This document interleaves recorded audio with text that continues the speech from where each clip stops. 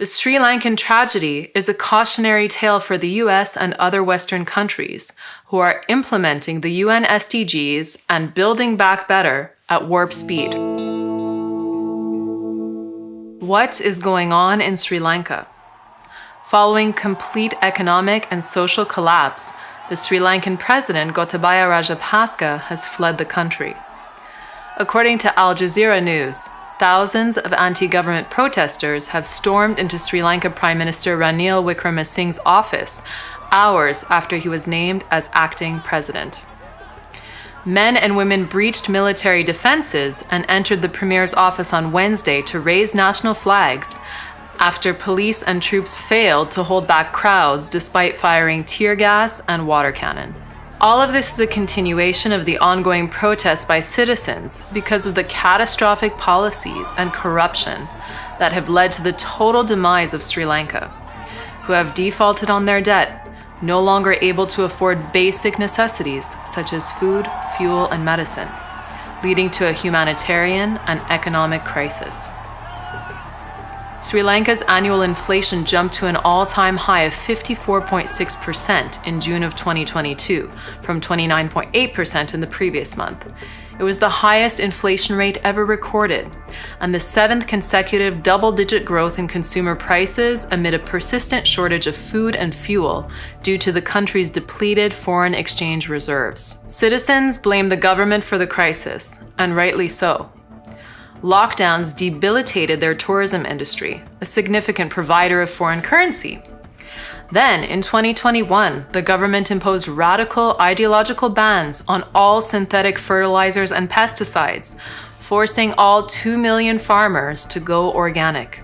As devastating as the consequences of the pandemic have been to humanity, the world faces the even greater challenge of climate change in the decades to come. My government completely banned the use of chemical fertilizers, pesticides, and weedicides earlier this year. Production and adoption of organic fertilizer, as well as investments into organic agriculture, are being incentivized. This resulted in massive yield decreases, and for a country long self-sufficient in rice production, this was a devastating move. According to Foreign Policy, domestic rice production fell 20% in just the first 6 months. And for the first time in history, they were forced to import $450 million worth of rice, even as domestic prices for this staple of the national diet surged by around 50%. රසායනික වෝර යොදලා අපි විතන කරනකොට මීට පෙර කියන්නේ ගිය කන්නට පෙර මේ සාමාන්‍යයෙන් අපි අක්කරයකින් කිලෝ 3000ක් අපි අනිවාර්යයෙන්ම හැම ගොවි මහත්මයෙක් අපලා ගොවි මහත් කිපේ මෙතන ගෙන්නන්න වුණ පුළුවන් මට මේ වෙලාවේ මේ ලබාගෙන තියෙනවා.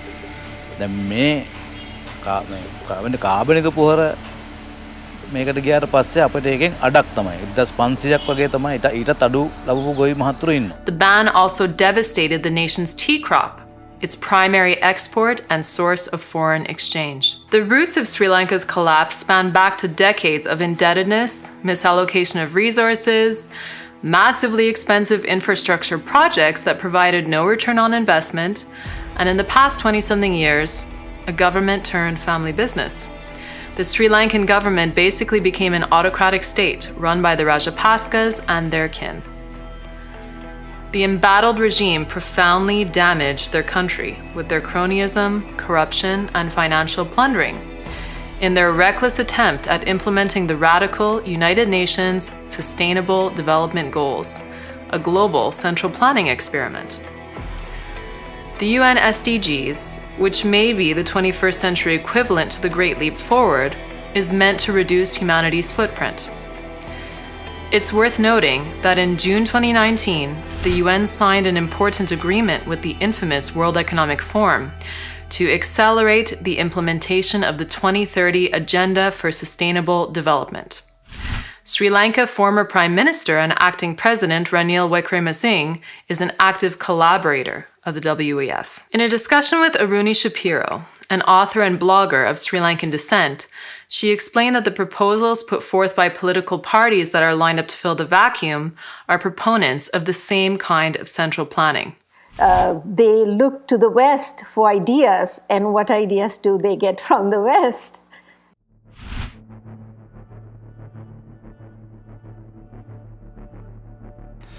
Our war against nature includes a food system that generates 1/3 of all greenhouse gas emissions. And the same food system is responsible for up to 80% of biodiversity loss. Yet, there is hope. Since my initial call for this summit, you have responded with energy, ideas, and a willingness to forge new partnerships. At this pre-summit, we can define the scope of our collective ambition and strengthen our efforts to achieve the 17 SDGs by transforming our food systems. You only have to think back to the start of the UN over 75 years ago, when much of the world lay in ruins. At the very point when the world faced an impossible task, countries united and got to work. And although these starting points are very different, we need the same approach now. As Secretary General Guterres wrote in the latest report on our common agenda, in our biggest shared test since the Second World War, humanity faces a stark and urgent choice: a breakdown or a breakthrough.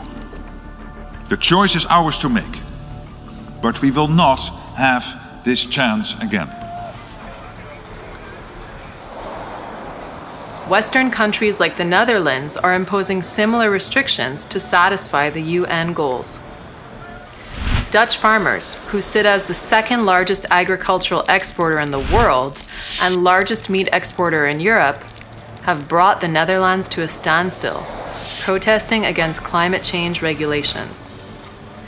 The newly elected government has set up a 55 to 60% emissions goal by 2030, 70% by 2035, and 80% by 2040. To meet these arbitrary climate targets, they have created a self-inflicted disaster that will see the government drag its agricultural sector up the temple stairs, tear it to bits, and let whatever bloody stumps are left to tumble down the steps for the pleasure of the United Nations climate gods.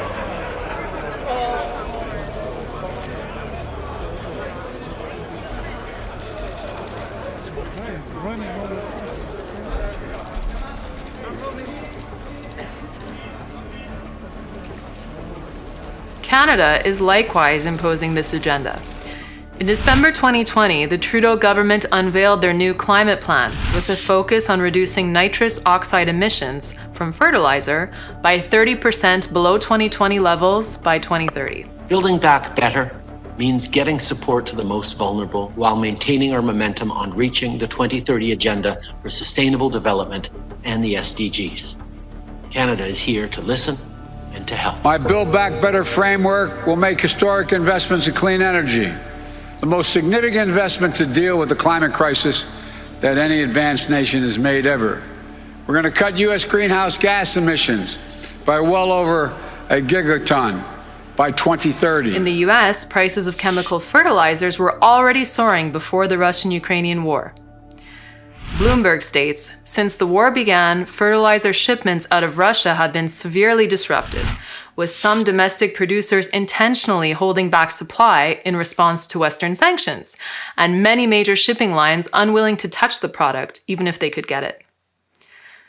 The Food and Agriculture Organization warned in a report last month that food and feed prices could climb by as much as 22% in the 22-23 marketing season as a result of the conflict in Ukraine, increasing the risk of malnutrition and even famine. Samantha Power, the head of USAID, commenting on fertilizer shortages, which she blamed on Russia, said, fertilizer shortages are real now because Russia is a big exporter of fertilizer. And even though fertilizer is not sanctioned, less fertilizer is coming out of Russia. As a result, we're working with countries to think about natural solutions like manure and compost. And this may hasten transitions that would have been in the interest of farmers to make eventually anyway. So never let a crisis go to waste. I talked to some educated people, meaning PhDs in Sri Lanka. And they said, oh, this is very nice. The roads are quiet, and because there aren't any vehicles running, lack of gasoline. And they said, we walk everywhere now. It's good for our health, and we are not damaging our environment, and people will be in better health because they're walking everywhere now. So if the educated people are saying that, how, the rest of the people, how can they get any better? How can they have any better ideas, or they can they understand what's happening if the so-called educated people are saying this? What you see here is what's really happening in a lot of places, which is where you have ideologies, and in particular woke ideologies, replacing prices and markets. You get these sort of classic misallocations of resources. So what's so interesting is that these ideas come from woke Western liberals who are so painfully sensitive on questions of race. They did this to an entirely non-white country, completely destroyed the country. Will they ever admit that and learn something from it and stop doing it to the developing world, or will they just move on like it never happened? I think we have a pretty good template for that in the way they treat socialism. Whenever it fails, they say, well, it wasn't real socialism. I'm sure they're going to say this wasn't real ESG, this wasn't a real green policy, something like that. I mean, that's the playbook. The people's ideas, when you see from social media, is that they say the two main parties, let's say the Republicans and the Democrats, have been running for so long, now we need to give to the Socialist Party a chance.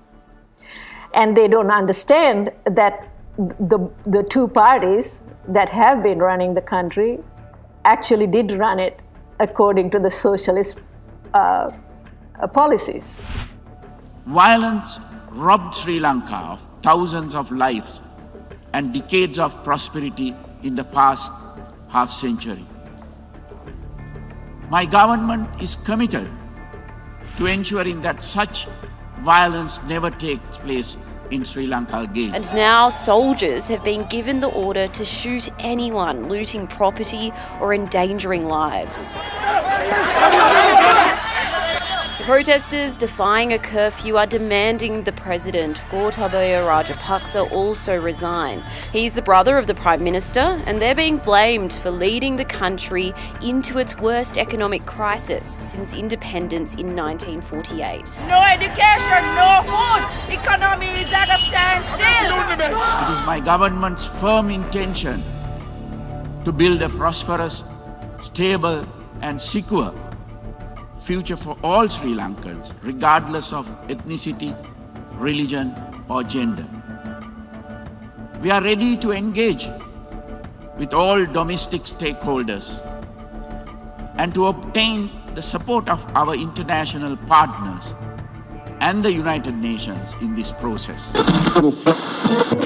Our current food system is part of the problem. It contributes 30% of the greenhouse gases. If we are to achieve the sustainable development goals in the remaining time, our food systems must change. This is why I'm humbled and excited to serve as the UN Secretary General's Special Envoy for the 2021 Food Systems Summit. My vision for the summit is that we must fast track and commit to ambitious ways of coming through on the SDGs.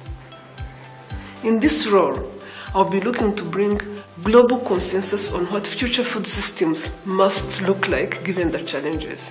I'll be looking for agreement and alignment on the dramatic shifts that we know must happen. The prospects of what we can do together excites me. The order came after 8 people were killed in violent clashes on Monday. Supporters of the Prime Minister attacked anti-government protesters. More than 200 were injured, many had been beaten up. It shouldn't be happening in this country. They want the bloodshed again in this country. And people are suffering, and the people are living with 1 meal per day. Can you imagine? Can you imagine? On a myopic path to meet the centrally planned UN 2030 SDGs, in sync with many Western nations, they severely damaged their country. This disaster, of course, is not a reflection of a failure of the free market, but rather the result of a utopian global central planning experiment gone awry, at the expense of food and energy security, economic prosperity, and the liberty of citizens around the world. The Sri Lankan tragedy is a cautionary tale for the US and other Western countries who are implementing the UN SDGs and building back better at warp speed. Though our leaders appear hell-bent on meeting these goals while sabotaging their energy sectors, food supplies, and economies, perhaps this tale will incite them to take a pause. This great central planning experiment is no different in its nature than those of the past, and will inevitably fail. Collectivist utopias ultimately self-destructively collapse under a pile of their own delusions. Hopefully, we don't have to relive the horrors of the past to relearn this lesson from history.